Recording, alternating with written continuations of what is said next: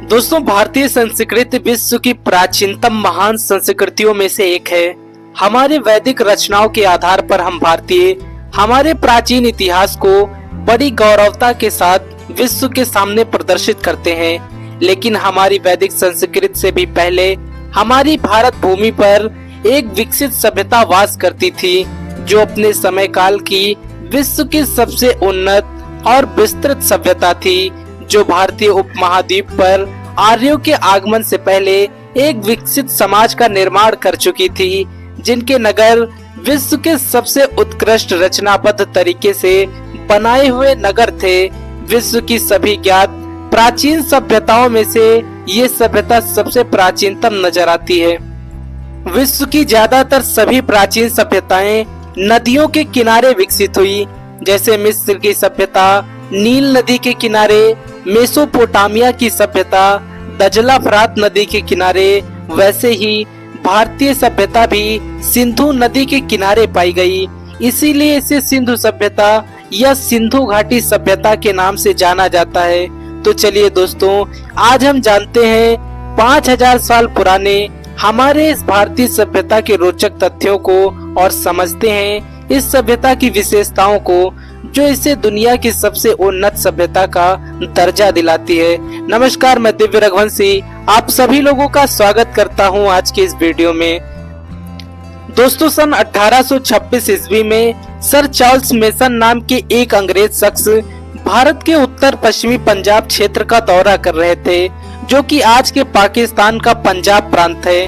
उन्होंने वहां के हड़प्पा क्षेत्र में जमीन के नीचे दबे पुरातन अवशेषों का निरीक्षण किया और सन 1842 में लेख लिखकर सर्वप्रथम दुनिया के सामने इस बात को प्रदर्शित किया।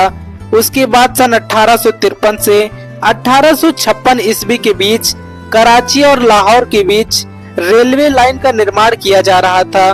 तब रेलवे इंजीनियर्स बर्टन बंधु, जिनका नाम जेम्स और विलियम बर्टन था, उन्हें हड़प्पा में मजबूत ईंटों का पता चला। अति प्राचीन खंडरों के अवशेष के रूप में प्राप्त इन ईंटों का उपयोग उन्होंने रेलवे लाइन के निर्माण कार्य में प्रारंभ कर दिया। उसके पश्चात सन 1856 में अलेक्जेंडर कनिंघम नामक एक अंग्रेज अधिकारी ने हड़प्पा का निरीक्षण करके मानचित्र बनाया। ये वही अंग्रेज अधिकारी थे जिन्होंने सन 1861 में भारतीय पुरातत्व विभाग की स्थापना की। सन 1921 में इसी पुरातत्व विभाग के प्रमुख सर जॉन मार्शल के नेतृत्व में पहली बार आधिकारिक तौर पर हड़प्पा का उत्खनन कार्य आरंभ हुआ। भारतीय शोधकर्ता दयाराम साहनी ने सन 1921 में हड़प्पा का उत्खनन कार्य शुरू किया और सन 1922 में राखाल दास बनर्जी ने सिंध प्रांत के मोहनजोदड़ो में उत्खनन कार्य आरंभ किया और दुनिया के सामने हड़प्पा के रूप में पहली बार सिंधु सभ्यता का रूप उजागर हुआ और इसीलिए इस पूरी सभ्यता को हड़प्पा सभ्यता के नाम से भी जाना जाता है। इस सभ्यता के ऐतिहासिक महत्व को समझते हुए भारत भर में अन्य कई जगहों पर इसके उत्खनन कार्य को गति मिल गई। भारत और पाकिस्तान जब आजाद हो रहे थे, उस वक्त तक इससे जुड़े 40 से 50 नगरों की खोज हो चुकी थी। आज तक इस खोज ने हमें लगभग 1500 नगरों से परिचित करवाया है, जिनमें से ज्यादातर नगर भारत में पाए गए हैं, जिनकी कुल संख्या 925 तक है। पाकिस्तान में पाए गए नगरों की संख्या लगभग 575 और अफगानिस्तान में 2 नगरों की खोज हो चुकी है। अब तक के उत्खनन के आधार पर इसके सीमा का निर्धारण अगर हम करते हैं, तो हमें सबसे पहले उत्तर में जम्मू कश्मीर में मांडा नगर, सबसे दक्षिण में महाराष्ट्र का दैमाबाद नगर, पूर्व में उत्तर प्रदेश का आलमगीरपुर और सबसे पश्चिम में सुतका गेंडोर देखने को मिलता है। कुल मिलाकर देखा जाए तो ये सभ्यता लगभग 13 लाख वर्ग किलोमीटर क्षेत्र से भी अधिक क्षेत्र में फैली हुई थी। इसका उत्तर दक्षिण विस्तार 1400 किलोमीटर तथा पूर्व से पश्चिम विस्तार 1600 किलोमीटर में फैला हुआ था। कार्बन 14 डेटिंग के आधार पर इस सभ्यता का कार्यकाल डीपी अग्रवाल ने 2300 ईसा पूर्व से 1750 ईसा पूर्व तक माना है।